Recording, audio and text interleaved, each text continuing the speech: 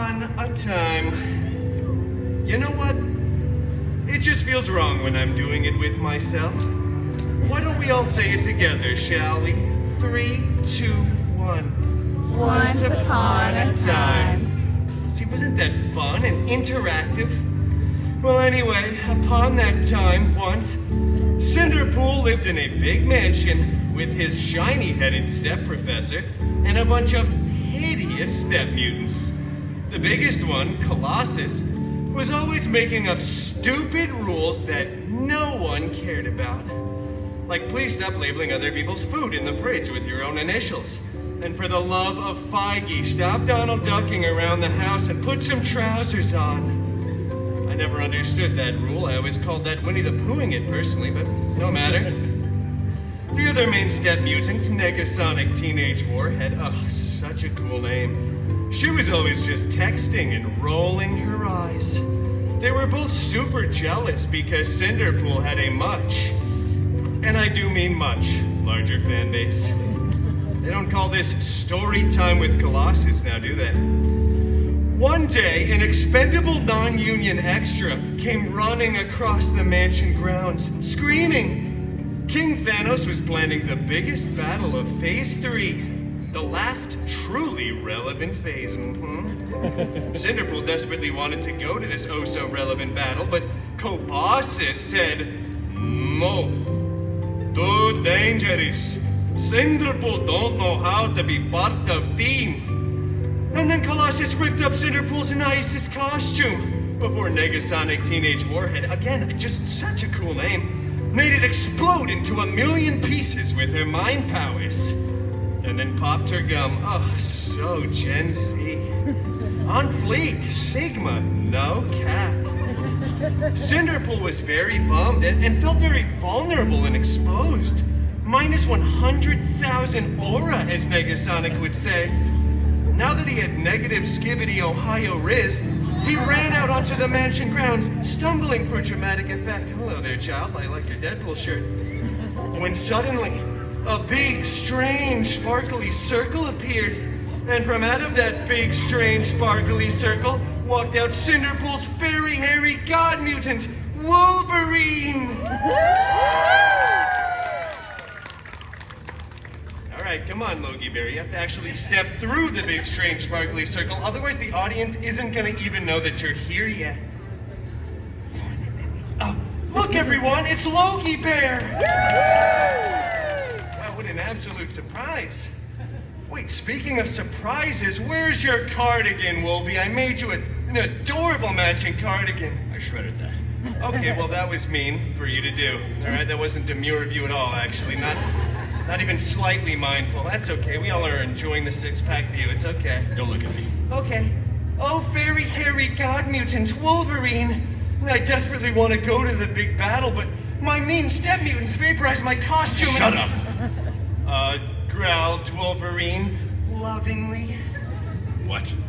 Well, I need a new costume. I gotta go off to this big battle I was talking about. Just get another costume then.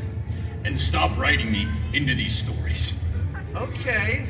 Wow. Well, after that very sage and somewhat Australian advice, if I'm being real, Cinderpool headed off to the wardrobe department to get a freshly laundered costume, and then went to the big battle. Cinderpool missed most of it, though, because he stopped for some delicious chimichangas along the way. How you doing? But rest assured, when Cinderpool got there, the Avengers were still winning. Captain America looked so cool and so ruggedly handsome in those pants. Oh, I love Mr. Rogers. And meanwhile, Cinderpool's very hairy god mutant Wolverine was... I'm going to Pim's. Oh, okay. Pim's Test Kitchen. Yeah, that checks out. Everyone give it up for Wolverine. Oh, we're all so glad you came, buddy. You know, it's probably all right that he doesn't want to help from this point on. I don't think Disney had the rights to him back then anyway. Oh, we're glad we have you now, though. We're glad we have you now. Enjoy Pim's Test Kitchen, okay? Just try chimichanga for me, why don't you?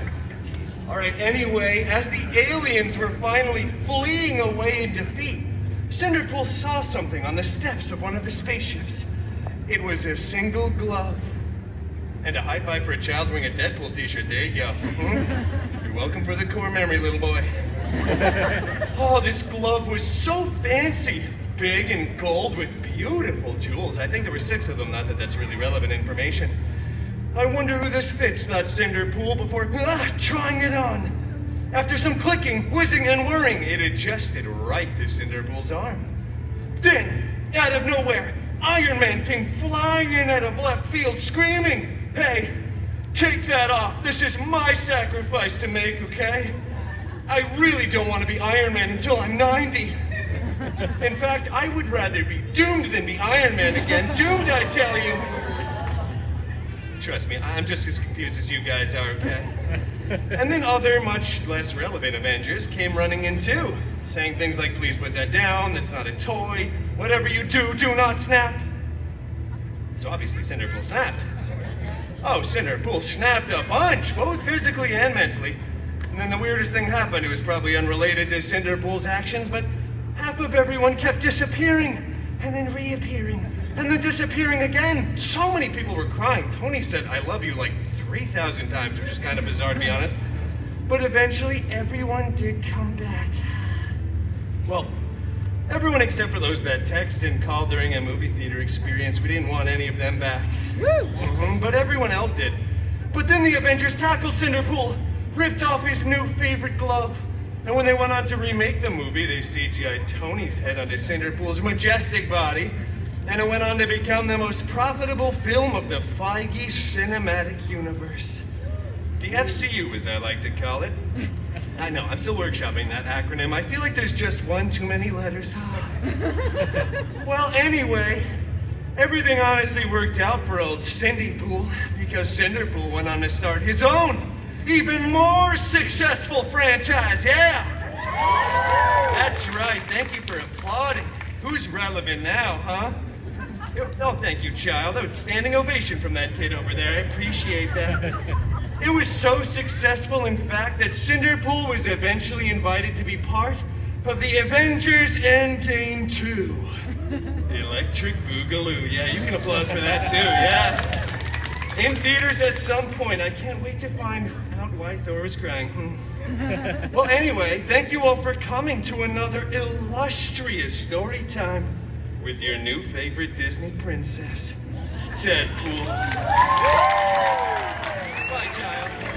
Farewell, everybody. Goodbye now.